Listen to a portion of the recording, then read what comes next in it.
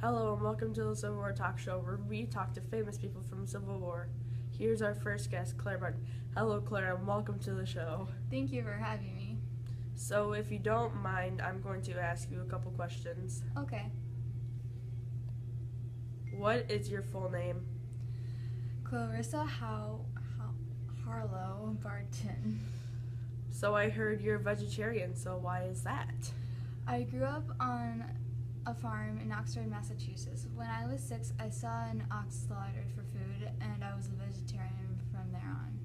What made you want to become a doctor?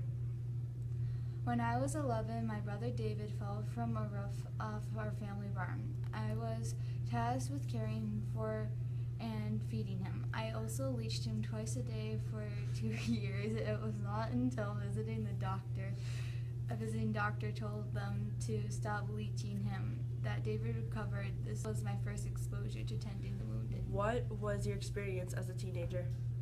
I became a teacher at the age of 16. Later, when I was 30, I opened a free school in Bordentown, New Jersey, where there had only been subscription school before under my lead. The school's attendance grew more than 600, but its board still hired a man with less experience than me instead of me as principal and paid him more than me. I left the school soon thereafter.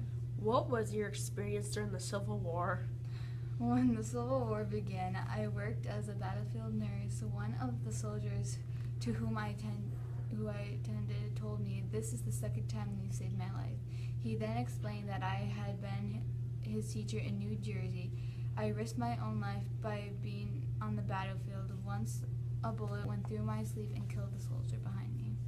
When were you first introduced to the Red Cross? I was first introduced to the Red Cross, International Red Cross, when I visited Switzerland while recovering from a nervous breakdown after the war.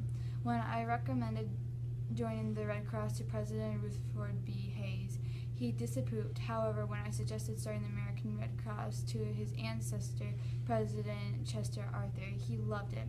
I was named its first president in 1881. How did you die and what were your last words? I died when I was 91 from tuberculosis, and my last words were, "Let me go." When were you born? My birthday is December 25th, 1821. Well, thank you, Clara, for coming on the show. You're welcome.